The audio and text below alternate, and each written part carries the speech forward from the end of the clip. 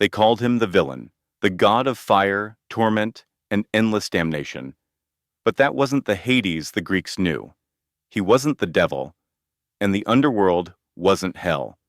In truth, Hades ruled not with cruelty, but with order, not with vengeance, but with silence.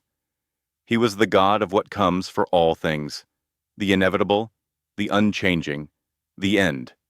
Before Olympus ever rose above the clouds, the world belonged to the Titans, ancient forces who shaped creation itself. Cronus ruled them all, and beside him stood Rhea, queen of time and motherhood. From them came 6 children: Hestia, Demeter, Hera, Hades, Poseidon, and Zeus. But Cronus feared a prophecy that one of his children would overthrow him. So, as each child was born, he swallowed them whole. Hades never saw sunlight, never felt wind on his skin. He lived in endless dark, a god unborn yet undying. When Zeus, the youngest, escaped his father's hunger, he grew in secret, and when the time came, he forced Cronus to regurgitate his swallowed children. Hades emerged fully grown, his eyes seeing light for the first time. From darkness he had come, and to darkness he would always belong. The war that followed was chaos incarnate, the Titanomachy, 10 years of sky-splitting thunder and quaking earth. Zeus commanded lightning, Poseidon summoned waves and earthquakes, and Hades moved in silence. The Cyclopes forged him a gift, the helm of darkness, a crown of invisibility. With it, Hades slipped unseen through enemy ranks, striking from shadow, turning the tide of war through fear itself. When the Titans fell, the world was divided. Zeus claimed the heavens. Poseidon took the sea, and Hades accepted what no one else desired, the realm beneath all things, the underworld. There was no celebration, no temple, no throne gilded in gold, only stone, shadow, and the quiet hum of eternity. Yet Hades did not see this as punishment. He saw necessity. For every life born, another must end, and someone had to guard the balance between the two.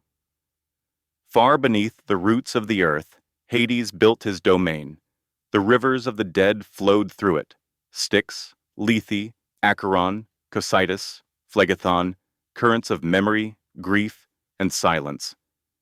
At the gates stood Cerberus, a 3-headed hound loyal only to him, snarling at the edge of the mortal world.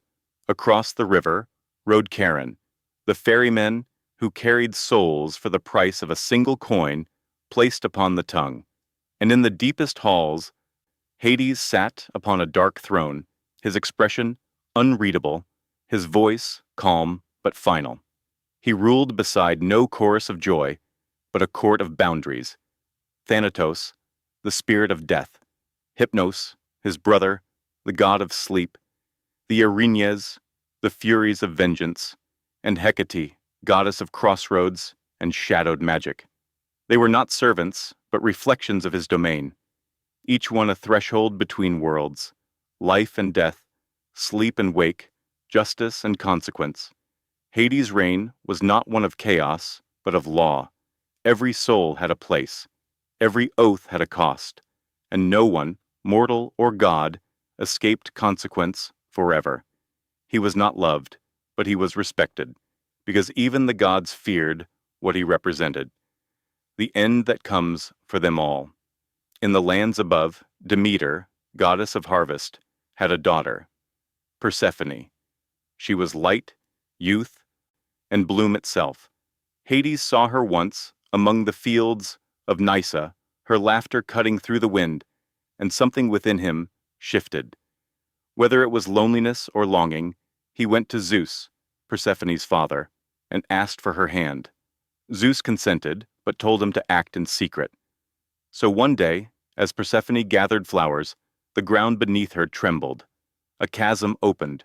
From it rose a black chariot drawn by immortal horses, and Hades reached for her hand. In one breath, she was gone, swallowed by the earth. Demeter searched endlessly. Her cries echoed across the mountains. No one spoke, no one dared. Crops failed, rivers dried, and the world began to die. When the truth emerged, Demeter's grief turned to fury. She confronted Zeus and demanded her daughter's return, or she would end all life upon the earth.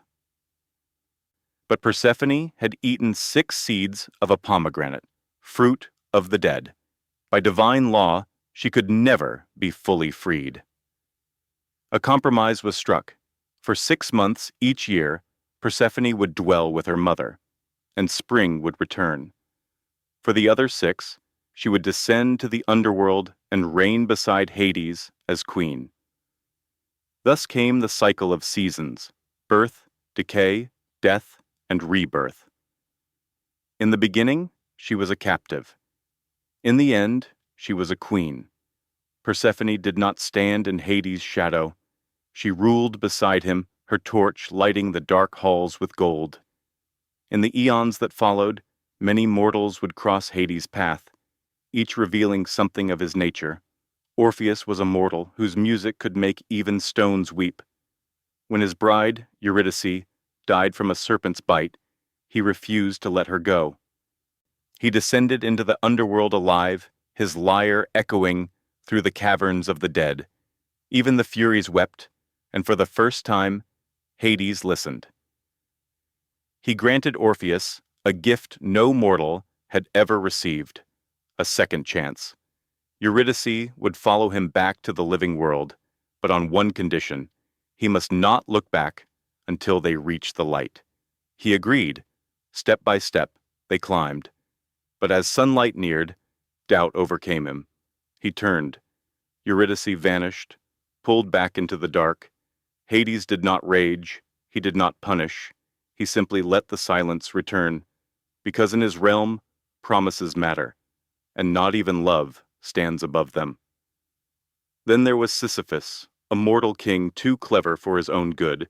He lied to the gods, betrayed sacred oaths, and when Thanatos came for his soul, he tricked death itself, binding him in chains. For a time, no one died. The world grew heavy with souls that refused to leave it. Hades' realm fell silent, and he was furious. When death was freed, Sisyphus was dragged before the throne. Hades gave him no fire, no torture, only futility. He condemned him to push a boulder up a steep hill for all eternity, only to watch it roll back down each time he neared the top. Not pain, not flame, just the endless weight of his own deceit. When Heracles was sent on his final labor to bring back Cerberus, he entered Hades' realm alive. Most gods would have struck him down. Hades did not. He listened. Heracles asked permission. Hades gave it, on one condition: he must subdue the beast without weapons. The hero agreed. He wrestled Cerberus with bare hands, endured the bites and fury of 3 heads, and prevailed. Hades kept his word. The mortal brought the hound to the surface and then returned it unharmed, because even in the world of the dead, honor still mattered. But not all who entered came with respect. 2 heroes, Theseus and Pirithous, descended to steal Persephone herself, believing they were worthy of a goddess. Hades welcomed them with false warmth, offered them seats at his table. The moment they sat, their bodies froze. Their minds dulled. They were trapped in the chair of forgetfulness. Years passed. Their bodies withered, their souls half alive. When Heracles later came to the underworld, he freed Theseus, but Pirithous remained forever bound. Hades never lifted a hand against them. He didn't need to. He simply waited, because in the end, every arrogance finds its own punishment. Not all of Hades' stories were of judgment. A few whispered of love, quiet, bittersweet, fleeting. Before Persephone, there was Minthe, a river nymph. Some said she loved Hades, others that she tried to seduce him after he wed his queen. Either way, Persephone found out. She crushed Minthe underfoot, and from the dust grew a fragrant herb, mint, sharp, bitter, eternal. Then there was Luce, a gentle nymph who died too young. Hades did not let her fade. He transformed her into a white poplar tree, its leaves silver on one side, dark on the other, symbols of life and death, the two worlds he ruled. Minthe became a scent, Luce became a tree. Both remained in his realm forever, reminders that even love, once lost, can become something enduring. In time, the world above changed. The name Hades became a synonym for hell. The god of silence was recast as a monster, horned, fiery, cruel, but that was never the truth. In the ancient world, the Greeks didn't see him as evil. They feared him because they feared death, not because he was wicked, but because he was inevitable. He didn't punish souls, he received them. He didn't decide when mortals died. He simply gave their endings a place to rest. The underworld was not chaos, it was balance. Every coin buried in the soil, every seed planted in darkness, every breath that ends, all belonged to him. Hades never needed temples. He was worshipped in whispers, at gravesides, at crossroads, where mortals prayed not for favor, but for peace. And though Olympus glittered above with thunder and glory, the underworld endured in silence, unchanged, unbroken, eternal. In the end, Hades was not the villain of myth, he was its keeper, the god who saw what others refused to face, the guardian of endings, so that beginnings could exist at all. He ruled without pride, without cruelty, without need for worship.